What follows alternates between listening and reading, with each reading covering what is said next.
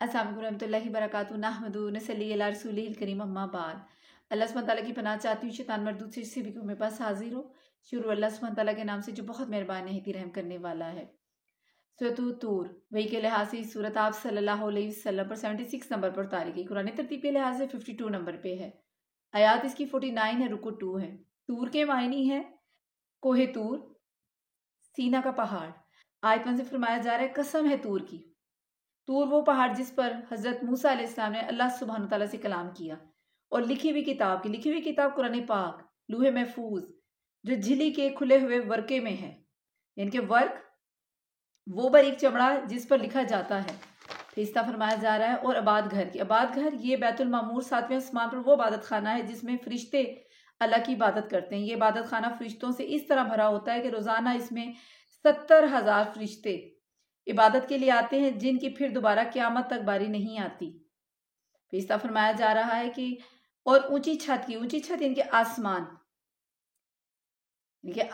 को अल्लाह सुब्हान ताला ने छत बनाया, जैसे कि सूरह अंबिया आयत 32 में आसमान को महफूज छत भी हम ही ने बनाया, लेकिन लोग इसकी कुदरत के नमूनों पर कम ही ध्यान धरते हैं। और भड़काए हुए समुंदर यानी कि बाज कहते हैं कि इससे वो मुराद पानी है जो ज़हर अर्श है जिससे क़यामत वाले दिन बारिश नाजिल होगी, इससे मुर्दा जिस्म जिंदा हो जाएंगे। बाज कहते हैं कि इससे मुराद समुंदर है, इनमें क़यामत वाले दिन आग भड़काई जाएगी, जैसा कि सूरह तकवीर आयत 6 में है। और जब समुंदर भड़काए जाएंगे, बेशक आपके रब का अजाब होकर रहने वाला है, उसे कोई रोकने वाला नहीं। जिस दिन आसमान थरथराने लगेगा और पहाड़ चलने फिरने लगेंगे, उस दिन झुटलाने वालों की खराबी है जो अपनी बेहुदा गोई में उछल कूद कर रहे हैं, जिस दिन वो धिक्के दे देकर आतिश जहन्नुम की तरफ लाए जाएंगे। यानी अपने कुफ्र व बातिल जो उनका है तकजीब करना, इस्ताजा करना, उसकी वजह से क्या होगा, निहायत ही सख्ती के साथ धकेले जाएंगे जहन्नुम में, आग में। और यही वो आतिश दोजक है जिसे तुम झूठ बतलाते थे। अब बताओ क्या ये जादू है या तुम देखते ही नहीं हो? यानी जिस तरह तुम दुनिया में पैगंबरों को जादूगर कहा करते थे, बतलाओ क्या ये कोई जादू है, करतब है? या जिस तरह तुम दुनिया में हक के देखने से अंधे थे, ये अजाब भी तुम्हें नजर नहीं आ रहा? यानी कि आग भड़कती हुई जहन्नुम की। जाओ दोजख में, अब तुम्हारा सब्र करना ना करना यकसा है, तुम्हें फकत तुम्हारे किए का बदला दिया जाएगा। यकीनन परहेजगार लोग जन्नत की नेमतों में होंगे जो उन्हें उनके रब ने दे रखी हैं, उस पर खुश होंगे और उनके परवरदिगार ने उन्हें जहन्नुम की अजाब से भी बचा लिया। तुम मजे से खाते पीते रहो उन अमाल के बदले जो तुम करते थे, बराबर बिछे हुए शानदार तख्तों पर तकिए लगाए हुए, और हमने उनके निकाह गोरी गोरी बड़ी बड़ी आंखों वाली हूरों से कर दिए। और जो लोग ईमान लाए उनकी औलाद ने भी ईमान में उनकी पैरवी की, हम उनकी औलाद को उन तक पहुंचा देंगे और उनके अमल में हम कुछ कम ना करेंगे। जो शख्स अपने अपने अमाल के बदले गिरवी है, हम उनके लिए मेवे और मरगूब गोश्त की रेल पेल कर देंगे। खुशतिबी के साथ एक दूसरे से जामे शराब के छीना झपटी करेंगे, जिस शराब के सरूर में ना वो बेहुदा गोई करेंगे ना गुनाह। और उनके इर्द गिर्द उनके 9 उम्र गुलाम चल रहे होंगे, गोया कि वो मोती थे जो ढके रखे थे। और आपस में एक दूसरे की तरफ मुतवज्जो होकर सवाल करेंगे, कहेंगे कि इससे पहले हम अपने घरों में बहुत डरा करते थे, बस अल्लाह ने हम पर बड़ा एहसान किया और हमें तेज और गर्म हवाओं के अजाब से बचा लिया। हम इससे पहले ही उसकी इबादत किया करते थे, बेशक वो मोहसिन और मेहरबान है। तो आप समझते रहें, क्योंकि अब यानी कि आप अपने रब के फजल से ना तो कहान है ना दीवाने। यानी नबी पाक सल्लल्लाहु अलैहि वसल्लम को तसल्ली दी जा रही है कि आप वेज़ व तबलीग और नसीहत का काम करते रहें, और ये आपके बारे में जो कुछ कहते हैं इनकी तरफ कान ना धरें, इसलिए कि आप अल्लाह के फजल से ना तो दीवाने ना कहान हैं जो ये कह रहे हैं। फिर ऐसा फरमाया जा रहा है, क्या काफिर यूं कहते हैं कि ये शायर है, हम उस पर जमाने की यानी कि मौत का इंतजार कर रहे हैं। ऐसा फरमाया जा रहा है, कह दीजिए कि तुम मुंतजिर रहो, मैं भी तुम्हारे साथ इंतजार करने वालों में हूं। यानी देखो मौत पहले किससे आती है और हलाकत किसका मुकद्दर बनती है। या उनकी अकलें उन्हें यही सिखाती हैं, या ये लोग ही सरकश हैं? यानी कि ये सरकशी गुमराह लोग जो हैं, यही सरकशी गुमराही इन्हें इन बातों पर यानी कि जिन पे ये लगे हुए हैं। इस तरह फरमाया जाए, क्या ये कहते हैं कि उस नबी ने खुद गढ़ लिया है। वाक़या ये है कि वो ईमान नहीं लाते, यानी कि कुरान पाक के बारे में कहते हैं कि नबी ने इसको खुद गढ़ लिया है, यानी कि वो कुफ्र करते हैं। अच्छा, अगर ये सच्चे हैं तो भला उस जैसी एक ही बात ले आएं।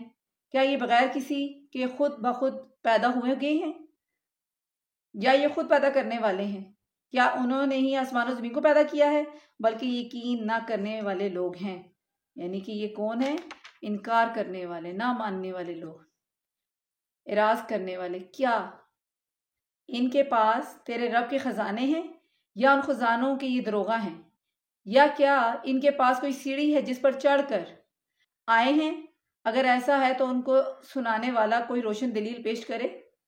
क्या अल्लाह की तो सब लड़कियां हैं और तुम्हारे यहाँ लड़के हैं? क्या तू उनसे कोई उजरत तलब करता है कि ये उसके ताउन से बोझल हो रहे हैं? इनके जो उसका तवान है उससे बोझल हो रहे हैं? क्या उनके पास इल्मुल गैब है जिस पर ये लिख लेते हैं? इस दफा फरमाया जा रहा है कि क्या ये लोग कोई फरेब करना चाहते हैं तो यकीन कर लें कि फरेब यानी करने वाली जो जमात है काफरों की है। क्या अल्लाह के सिवा उनका कोई मबूद है? हरगिज नहीं, अल्लाह उनके शिर्क से पाक है। अगर ये लोग आसमान के किसी टुकड़े को गिरता हुआ देख लें तब भी कह देंगे कि ये तह बतह बादल है। मतलब ये है कि अपने कुफ्र व नाज से फिर भी बाज ना आएंगे, बल्कि ढटाई का मुजाहरा करते हुए कहेंगे ये तो अजाब नहीं बल्कि एक के ऊपर एक बादल चढ़ा आ रहा है। अल्लाह अकबर। फिर इस तरह फरमाया जा रहा है, बस तू उन्हें छोड़ दे यहाँ तक कि उन्हें उस दिन साबका पड़े जिसमें ये बेहोश कर दिए जाएंगे, जिस दिन उन्हें उनका मकर कुछ काम ना आएगा और ना वो मदद किए जाएंगे। बेशक जालिमों के लिए उसके अलावा और भी अजाब है। यानी दुनिया में जैसे सूरह सजदा आयत 21 में कि बड़े अजाब से पहले हम इनको छोटा अजाब सिखाएंगे ताकि वो रुजू करें। बेशक जालिमों के लिए उसके अलावा और अजाब भी है, लेकिन उन लोगों में से अक्सर बेइल्म हैं। यानी कि इस बात से कि दुनिया का ये अजाब और मसाइब इसलिए हैं ताकि इंसान अल्लाह की तरफ रुजू करे, इसलिए गुनाहों से यानी कि वो बाज आ जाए, अपने अल्लाह से तौबा करे। जैसे कि हदीस में फरमाया गया है कि मुनाफिक जब बीमार होकर सेहतमंद हो जाता है तो उसकी मिसाल ऊंट की सी है। वो नहीं जानता कि उसे क्यों रस्सियों से बांधा गया और क्यों खुला छोड़ दिया गया।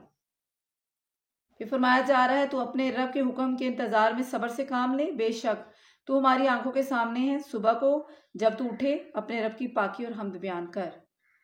यानी कि खड़े होने से कौन सा खड़ा होना यहाँ मुराद है? बाज़ कहते हैं कि जब नमाज के लिए खड़े हो सुबहानक अल्लाहुम्मा व बिहम्दिक व तबारक अस्मुका पढ़ी जाती है। बाज़ कहते हैं कि जब नींद से बेदार होकर खड़े हो इस वक्त भी अल्लाह की तस्बीह यानी कि की जाए, हम्द की जाए।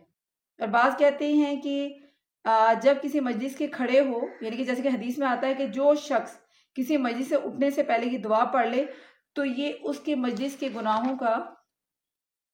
उसके गुनाहों के लिए काफ़ी हो जाएगा। यानी कि सुबहानक अल्लाहुम्मा व बिहम्दिक व अशहदु अन्ना ला इलाहा इल्ला अंता अस्तगफिरुका व अतूबु अलैक। ऐ अल्लाह तू पाक है और तेरे लिए ही तारीफ है। मैं गवाही देता हूँ कि तेरे सिवा कोई माबूद नहीं, मैं तुझसे माफ़ी और तौबा का तलबगार हूँ। फिर इस तरह फरमाया जा रहा है आयत 49 में, और रात को भी उसकी तस्बीह कर और सितारों के डूबते वक्त भी। रात के वक्त इससे मुराद क़ियामुल लैल यानी नमाज तहज्जुद जो नबी पाक सल्लल्लाहु अलैहि वसल्लम ने यानी कि उम्र भर आपका मामूल रहा है, आपने इबादत की है, तहज्जुद की नमाज पढ़ी है। और सितारों के डूबने के इससे मुराद फजर की 2 सुनते हैं। नवाफिल में सबसे ज़्यादा इसकी यानी कि नबी पाक सल्लल्लाहु अलैहि वसल्लम ने हिफाजत फरमाते थे। और एक रवायत में है कि आप सल्लल्लाहु अलैहि वसल्लम ने फरमाया कि फजर की 2 सुनते दुनिया में माफिया से बेहतर हैं। सही बुखारी की हदीस मुबारक है। यानी कि इससे मुराद है कि फजर की 2 सुनते नवाफिल में सबसे ज़्यादा उसकी यानी कि नबी पाक सल्लल्लाहु अलैहि वसल्लम हिफाजत फरमाते थे फजर की सुनते।